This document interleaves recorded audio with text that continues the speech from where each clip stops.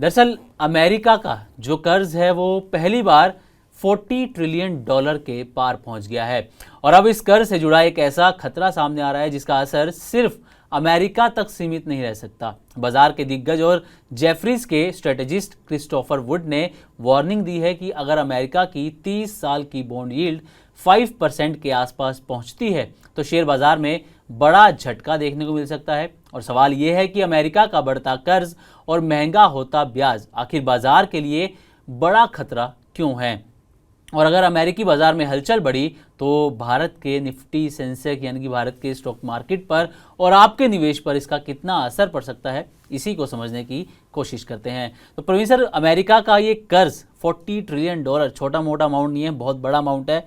कितना बड़ा खतरा आप इसको देख रहे हैं सर? नहीं, ये देखिए, अमेरिका का $40 ट्रिलियन पर कर्ज का पहुंचना, जिसको अगर आप रुपए में कन्वर्ट करें अभी तो आप ऐसे मान लीजिए अगर 100 रुपए के हिसाब से अगर आप देखें तो संभवतः 400 लाख करोड़ रुपए का अमाउंट बैठेगा, थोड़ा सा कम।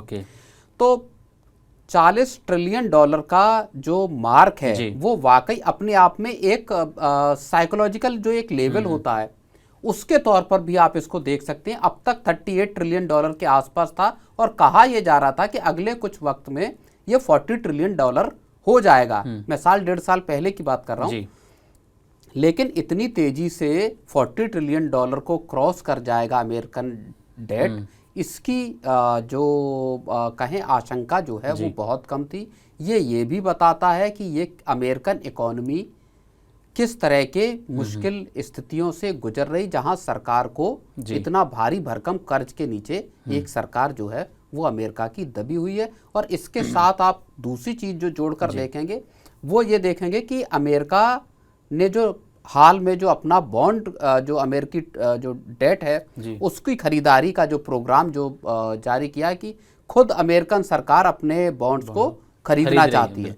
तो एक तार इसका वहां जुड़ता है, एक तार इस कहानी का जुड़ता है चीन के साथ, और एक तार इसका मार्केट के साथ जुड़ता है जिसका इम्पैक्ट भारत पर भी हो सकता है। बिल्कुल। अच्छा सर, एक चीज़ की क्रिस वुड ने भी ये जिक्र किया या कहें कि उन्होंने वार्निंग दी है कि 30 ईयर जो यील्ड है 5% होना ये इतना अहम क्यों माना जा रहा है या फिर खतरा क्यों माना जा रहा है, इसका किस तरीके का इम्पैक्ट हम देख सकते हैं?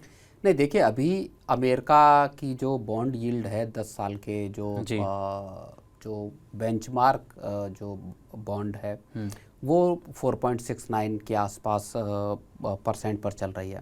क्रिस वुड का ये कहना है कि ये बढ़कर 5% पर पहुंच सकती है बॉन्ड यील्ड, और अगर 5% पर ये पहुंची तो ये अमेरिकन मार्केट्स के लिए एक बड़ा खतरा होगा, और उसके बाद उसका जब असर पड़ेगा तो वो पूरी दुनिया के मार्केट्स पर पड़ेगा।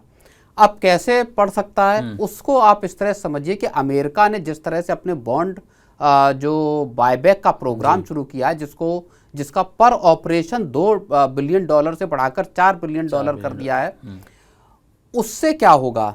अमेरिका जब अपने बॉन्ड खुद खरीदेगा तो मार्केट में बॉन्ड्स की सप्लाई कम होगी थोड़ी। अमेरिका ये कह रहा है कि इसको हम पूरे के पूरा जो बोरोइंग की जो मैच्योरिटी है और मार्केट में लिक्विडिटी, इसको मैनेज करने के लिए कर रहे हैं। लेकिन दरअसल अमेरिका अपने बॉन्ड्स को ज़्यादा अट्रैक्टिव बनाना चाहता है ताकि पूरी दुनिया के जो इन्वेस्टर्स हैं उनके लिए अमेरिका एक ज़्यादा अच्छा इन्वेस्टमेंट का ठिकाना बने। और जब इन्वेस्टर्स को ये लगेगा कि अमेरिकन बॉन्ड्स अट्रैक्टिव हो गए, वहाँ पर बॉन्ड यील्ड अच्छी हो गई है, तो वहाँ पर वो पैसा लगाना शुरू करेंगे और ये पैसा फिर मार्केट से निकलकर अमेरिकन बॉन्ड्स में जाएगा। और अमेरिका चाहता भी ये है। अमेरिका क्यों चाहता है? क्योंकि चीन ने धीरे धीरे करके आप समझिए साल दर साल 13% का ड्रॉप चीन के पास, चीन जो कि दुनिया में सबसे बड़ा अमेरिकन ट्रेजरी जो डेट है उसका होल्डर है, एक वक्त पे पीक जो है वो $1.3 ट्रिलियन के आसपास था अमेरिका के जो डेट जो है वो चीन के पास। अब उसने घटाकर इसी जून में $633 बिलियन पर वो पहुंच गया है आंकड़ा। तो चीन धीरे धीरे डॉलर और अमेरिकन डेट से पीछा छुड़ा रहा है। इसकी जगह क्या ला रहा है? इसकी जगह उसने डाइवर्सिफाई किया और गोल्ड को जगह दे रहा है। अमेरिका को परोक्ष तौर पर लग रहा है, भले वो साफ तौर पर ये नहीं कह रहे कि चीन की वजह से हम ऐसा कर रहे हैं, लेकिन लेकिन अगर आप इसको देखेंगे तो इसके पीछे वजह एक चाइना का अमेरिकन बॉन्ड से पीछा छुड़ाना है। अब अमेरिका चाहता क्या है?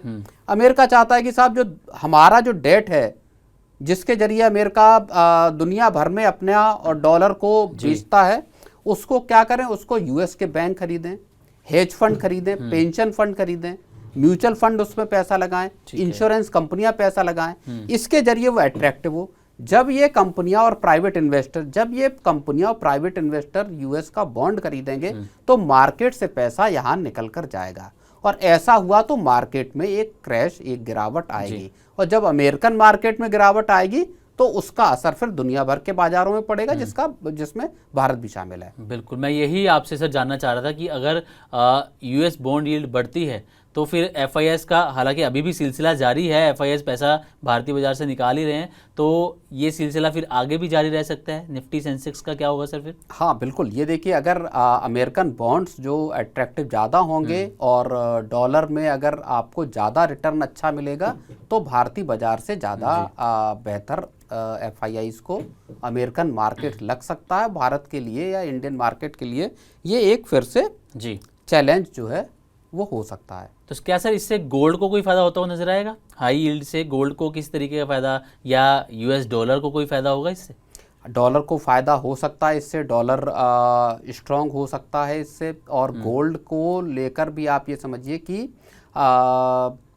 गोल्ड के दाम भी या तो देखिए उसमें एक तेजी दिखाई दे सकती है, क्योंकि एक सेफ हेवन के तौर पर अगर जब मार्केट अगर डाउन हुए तो एक सेफ हेवन के तौर पर लोग गोल्ड में भी पैसा लगाने को तवज्जो दे सकते हैं।